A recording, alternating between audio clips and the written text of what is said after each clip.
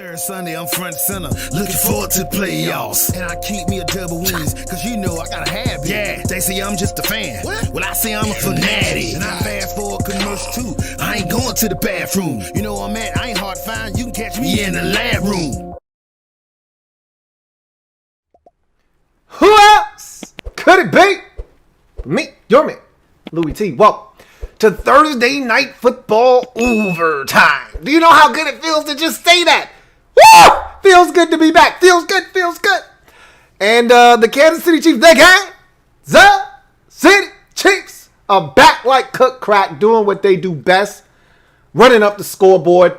34 points tonight in not the pouring rain, but it wasn't the best conditions out there. Game started out pretty fair, and it got progressively worse as the night wore on, but that didn't stop the Chiefs from putting up points. And this seemed a lot like the AFC divisional round playoff game, not in the sense that the Texans were up big or anything like that, but just the onslaught. 7 points to start the game for the Texans. They seemed like they were going to make this a ball game. Remember, the Texans beat the Kansas City Chiefs in Kansas City, in Arrowhead last year during the regular season. So it's not like this team isn't capable of going into Arrowhead and winning, but after those 7 points, things went downhill very quickly for the Houston Texans in this game. It was fun to see football back on the screen again. It felt like we haven't had football in about 2 years. And I know that's a very, very big understatement, because we had football. It's the normal amount of time that we would have been without football, except we would have had some preseason action. And most of us bitch and complain about preseason. Oh, we don't need preseason. They need to shorten it. It's trash. Boy, we would have took some preseason this year, though. So this felt great. And I'm going to say this right now. I don't want to forget this. So I'm going to say it right now before I get into my analysis of this game. Look, the NFL lied to me, man. I don't like being lied to. They told me, hey, the amount of fans in some of these stadiums it's gonna be minuscule. It's not gonna have an impact on the game. These are some unfair advantages that are gonna be happening in some of these stadiums. Did you hear the crowd tonight? I get it. It doesn't sound the same as 70,000 screaming fans on 3rd and 7 in a crucial situation. But shit, those 17,000 sounded damn good to me. And they said they weren't pumping in any extra noise. They were making enough noise to make a difference, okay? Now, I know there are going to be some stadiums there's only 7,000. I'm telling you, if those 7,000 people in unison make noise, it's going to be enough of a difference. I'm just saying, those 17,000 seem to be making quite an impact early in this football game. And so Jacksonville's going to have an advantage. They're going to have some fans in the stadium. You know, they don't give a shit in Florida. So they're going to have fans in the stands. But a lot of these stadiums, Baltimore, I know that's another place that said they were going to allow some fans in the stadium early in the season. There are going to be some teams with a distinct advantage. Remember, we were thinking, well, home and away won't matter this year. Bullshit. If teams are allowing fans in the stands, and some aren't and some aren't, which we already know is going to be the case, there are going to be some fans making some noise and some teams with a slight advantage at home. Anyway, I digress. Let's get into this game. It was a fun one, man. Chiefs started off slow, but as normal, per usual, the Chiefs revved it up offensively, and they got some new toys. And I told you, what was the one thing we didn't need? Okay, we didn't need the Chiefs to get more weaponry on the offensive side of the football, but that's what they did with their first round pick this year, getting Clyde Edwards-Helaire. He was spectacular tonight, and this team is just so dangerous offensively. And you know what's crazy is we overlooked their defense, but their defense isn't half bad with Steve Spagnuolo pulling the strings, man. What a difference he makes. I remember for years they were trying to get rid of Bob Sutton out there, and they bring in Spags, and he's made all the world difference out there. Guys are flying around, and they're making plays. And what more can I say? The Chiefs are going to be a handful to deal with yet again this year. I think the torch and baton has officially been passed in the AFC to the Chiefs. You could have said that last year when they won the chip, but I think it's official now. They're the new team that everyone's going. See, we all love the Chiefs now. They're fun. They're innovative. Andy Reid is the guy you love. How can you not love the big red machine? You're going to hate the Chiefs in about 3 years when they keep winning, and you'll be like, all right, I'm sick of these bastards. Get them out of here. They're going to be the new New England Patriots. They're not going to do things the Patriot way, so you're not going to hate them because of their antics. You're just going to hate them because they're good, similar to Golden State. They're going to be the Golden State Warriors of the NFL if you're not careful with all this talent that they have offensively. And let's get into the breakdown, shall we? And I thought all of the goodwill started for the Chiefs tonight when they decided to go for it. And this was a risky proposition. It was funny because Al Michaels and Chris Collinsworth were screaming about how this is the right decision. 4th and 1 from your own 34. I said, wait a minute. When did 4th and 1 from your own 34 become a good decision to go for it? Now, I get it. It's the Chiefs. They can do whatever they like. Yeah, they're the Chiefs. They can do whatever the hell they want because they can be down 17-0, okay? They're going to come back more likely than not and beat your ass. Score 30 unanswered points in a matter of a quarter and a half. So they can get away with that kind of chicanery. But my lowly little Washington football team, we can't go for it 4th and 1 from our own 34. That's not a good thing. I don't give a damn what the numbers say. You can't afford to do that. So I was shocked that they went for it that early. It's not like the Texans are some kind of offensive juggernaut and you got to keep pace. It would have been a lot different if the shoe were on the other foot and the Texans decided, shit, we better go for it. You know, we don't want any trouble with these guys. They can rev it up and score a bunch of points. Maybe we should go for it here. But that was the Chiefs going for it. I thought that was a little risky. They pick it up with a fullback dive from Sherman, and really the rest was history. After that, they went down the field, scored a touchdown. If Demarcus Robinson could catch early in the ball game, they would have already had 7 on the scoreboard. But they go on a 16-play drive after converting that first down on 4th and 1 from their own 34-yard line, and they really never looked back after that point. They were outstanding the remainder of that first half. Got a little bit of help from the Texans missing a field goal that would have maybe given them a little momentum heading into the halftime break. And so I thought the Chiefs did what we are accustomed to seeing them do, which is, spread the football around. And that's the thing that's so scary with these guys is that you don't know who it's going to be on any given night. Tonight it was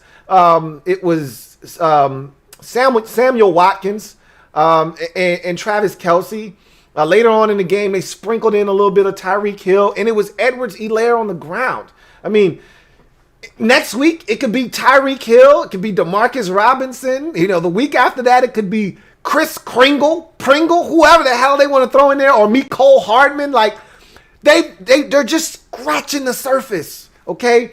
And that's the thing that makes this team so scary is that, they're one of these teams like the Miami Heat in the NBA where any given night, it doesn't have to be Jimmy Butler. Anybody can give you 20, and 5 or 6 guys could be in double figures, and they spread the wealth. And that's the Chiefs. And I want to say this too. All the guys that they've paid, man, are they worth the money or what? And they still got one more to pay in Tyreek Hill, and he will get his money. But they've made some really good decisions on who to let walk, who to pay. They paid the Honey Badger, and a lot of people looked at that deal and said, whoa, that's a lot of money for a safety. Remember, that was the year of the safety getting paid. Landon Collins got a fat deal. Earl Thomas got a fat deal. How'd that work out in Baltimore? And the Honey Badger got a massive deal in Kansas City, and he's been worth his weight in gold. They just paid Travis Kelce this offseason. They just paid Patrick Mahomes this offseason. And they just paid Chris Jones. All of those guys balled tonight. All of those guys are premier, perennial ballers. And Jones is one of the best interior defensive tackles in the league. Not just in the AFC, not just in the AFC West, in the league. And when you look at Travis Kelce, he's a top 3 tight end in this league as well. You can't put too many guys ahead of him. Honestly, I would just put Kittle ahead of him, and he's the number 2 tight end in the league for me. And so Mahomes is the best in the business. They've got elite players everywhere, do these Chiefs. And so I just said, man, it's amazing to watch all the guys who they've paid ball. That's how you do it in this league. That's how you win in this league. You pick the right guys to pay. You draft well to complement the guys that you've paid, and you keep the party going, and that's what the Chiefs have done. How about the rookies tonight? How about the rooks for the Chiefs, man? I talked about L'Jarius Sneed in the draft wrap-up series. If you haven't checked it out, what are you waiting on? I've done all 32 teams. Draft wrap-up series available for your consumption. Go check that out. But talked about L'Jarius Sneed.